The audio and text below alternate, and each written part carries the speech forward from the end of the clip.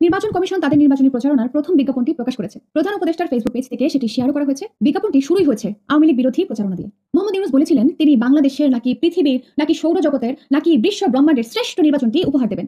অথচ নির্বাচনী প্রচারণা শুরু করলেন একটি রাজনৈতিক দলের গায়ে কামড় দিয়ে। পৃথিবীর কোন উন্নত গণতন্ত্রে কম বেশি 40% ভোটারদের সমর্থন পুষ্ট রাজনৈতিক দলের বিরুদ্ধে বিষেধাগার করে নির্বাচনী প্রচারণা শুরু হয়। তিনি যে দেশের মাল খেয়ে বেসামাল হয়েছেন সেই যুক্তরাষ্ট্র কি এটা সম্ভব?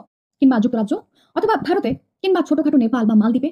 পৃথিবীর কোন দেশে একটি সাংবিধানিক প্রতিষ্ঠানকে নিয়ে এমন জঘন্য কাজ করানো হয়? বাংলাদেশের মানুষ এর আগে হাস্যকর সব গণভোট দেখেছিল, যার শুরু করেছিলেন প্রেসিডেন্ট জিয়া। এবার মানুষ দেখছে বাংলাদেশের ইতিহাসে সবচেয়ে জনপ্রিয় রাজনৈতিক দলের বিরুদ্ধে সরকারি প্রচারণা চালিয়ে ভোটের মৌসুম শুরু করতে। যেহেতু এই সরকার কাগজে কলমে বিএনপির সমর্থন পুষ্ট, সেহেতু এই কলঙ্কের দায় বিএনপির ঘাড়েই বর্তাবে এবং এর খেসারত বিএনপিকে দিতে হবে, যেমনটি তারা 18 বছর ধরে দিয়ে এসেছে। আপনারা দেখেছেন অবৈধভাবে ক্ষমতা দখলের পর মোহাম্মদ ইউনূস যে কাজটি নিয়মিত করে যাচ্ছেন তা হলো জনমতকে উপেক্ষা করা। তিনি জনগণের সাথে কথা বলতে চান না। জাতীয় গুরুত্বপূর্ণ ঘোষণাগুলো হয় বিদেশে গিয়ে দেন, না হয় বিদেশি মিডিয়াকে ঘরে ডেকে এনে জানিয়ে দেন। গত 1.5 বছরে ডজন দুয়েক ইন্টারভিউ দিয়েছেন তিনি, যার অধিকাংশই বিদেশি গণমাধ্যমে।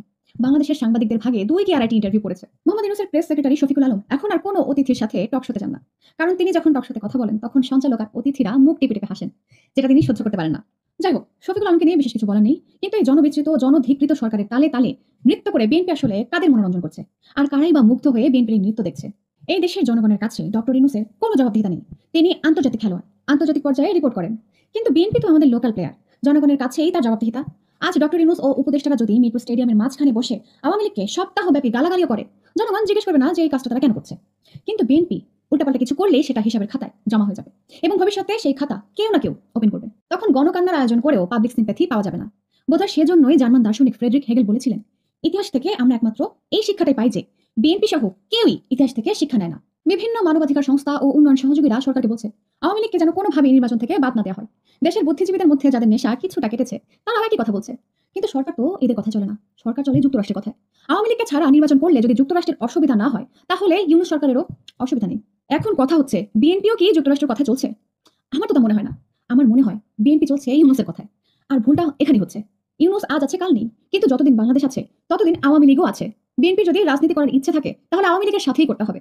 এনসিপি সহ অন্যান্য কিংস পার্টি কিং যতদিন আছে ততদিন, কিং কেটে গেলে ওরাও কেটে যাবে, তখন বাউন্টি হান্টার দিয়েও ওদের খুঁজে পাওয়া যাবে না। হ্যাঁ, এটা ঠিক যে জুলাই অভ্যুত্থানের পর আওয়ামী লীগ বড় কোনো ভুল করেনি। মানে তারা ক্ষমতা পুনর্দখলের জন্য দেশে নৈরাজ্য সৃষ্টি করেনি, জ্বালাও পোড়াও আর লাশের রাজনীতি করেনি। কিন্তু আমাদের মনে রাখতে হবে আওয়ামী লীগ মাত্রই ভুল করে। আর প্রতিকূল পরিস্থিতিতে আওয়ামী লীগের ভুলগুলো প্রায় ফুল হয়ে ফোটে।